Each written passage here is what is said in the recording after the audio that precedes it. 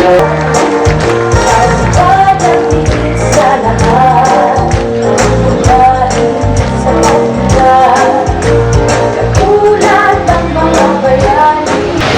kong batiin ang dating Congresswoman ng Las Piñas, Congresswoman Cynthia Villar, ang ating buting Mayor ng San Pedro, Laguna, Mayor Calixto Catakis at kanyang may bahay, Congressman Homer Mercado ng One Utak Party List, ang mga bumubuo ng Sangguniang Bayan na pinangungunahan ni Vice Mayor Norvic Solido, gayon din sa hepe ng mga tanggapan ng pamahalaan, mga leader ng pribadong sektor, mga panauhin, at mga makabayang mamamayan ng San Pedro, Laguna. Magandang maga po sa inyong lahat. At ako'y sasang-ayon kay Congresswoman Cynthia Villar na ito pong ulan ay tinatawag namin dati Marcos weather. Dahil pagka ang isang Marcos ay tatayo para magsasalita, habang nagsasalita ang Marcos, tignan niyo po, nawawala ang ulan.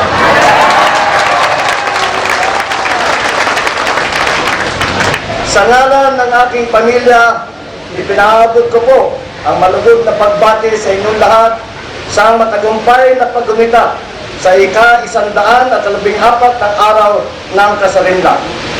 Eksaktong 1 siglo at 14 na taon nang kilalanin ang Pilipinas bilang kauna-unahang republika sa kontinente ng Asya. Pero ang binig ng revolusyon ay ipunan niya ng ating kababayan dito sa Laguna na si Dr. Jose Rizal. Nagsilbing inspirasyon si Rizal upang simulan ni Andres Bonifacio ang digmaan hanggang sa ibantayog ni Pangulong Emilio Aguinaldo ang watawat ng Pilipinas sa kanyang balkonahe sa Kawit, Cavite noong Hunyo 12, 1898. Gayunman, ang kalayanan mula sa mga Espanyol ay panandalian lamang dahil sinakop naman tayo ng Estados Unidos, kung saan dinakip si Aguinaldo sa kabundukan ng Sierra Madre.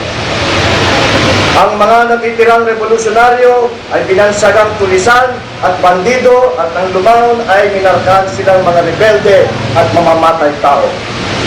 Ang mga magsasaka partikular dito sa San Pedro, Laguna ay nanatiling alipin ng mga proprietaryo at asenderyo. Pero nakalagang kadena sa pagkakaalipin sa lupa ng nagdaan ni dating Pangulong Ramon Magsaysay dito mismo sa San Pedro, Tunasan, ang unang batas sa Land Tenancy Act. Ang batas na ito sa agraryo ay pinatindi ng nagdaan ng aking ama, ang Land Reform Law noong 1972.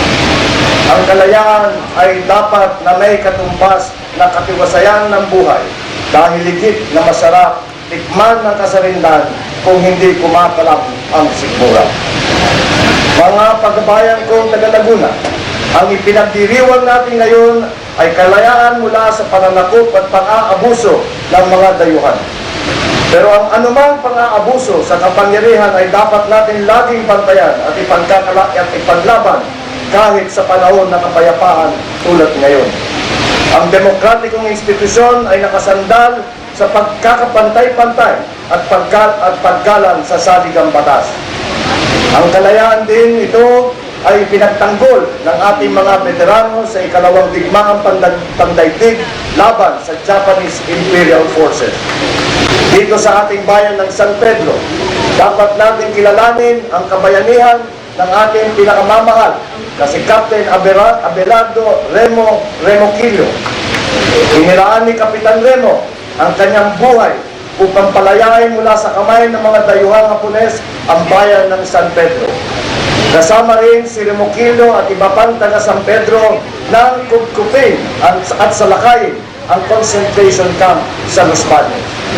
Nakalaya ang mga bilanggo sa naturang kampo nang pasukin ito ng mga sundalong taga-Laguna at gerilya kahit gamit lamang ay ang itak at tabak laban sa malakas na armas ng mga Hapon.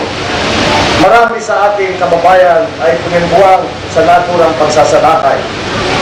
Ang kalayaan at soberenya ay hindi nakakamit mula sa pagsasaklolo ng makapangyarihang bansa, kung hindi, ito ay nakakamit mula sa tapang at kahandaan na ibuwis ang buhay anumang oras saan man para sa inang bayan. Malalampasan natin ang anumang pagsubok, pananakot, panlalait at pag-aabuso nino man o ng alinmang bansa kung mananatili tayong nagkakaisa. Mananatili tayong nagkakaisa at may pag-ibig sa ating tinubuang lupa, ang ating minamahal na Pilipinas. Muli, walang imposible. Magyakap-yakap tayo upang ibalik ang kadakilaan ng ating republika. Wika ng yumangkong ama sa kanyang panahon, this nation can be great again. Pero may karugtong na po ito ngayon. Para sa inyong amang lingkod, muli tayong makakabangon tungo sa kadakilaan dahil ang mga Pilipino, noon pa man, ay siyang pinakadakilang lahi sa buong mundo. Maraming salamat po sa inyo lahat at magandang umaga po.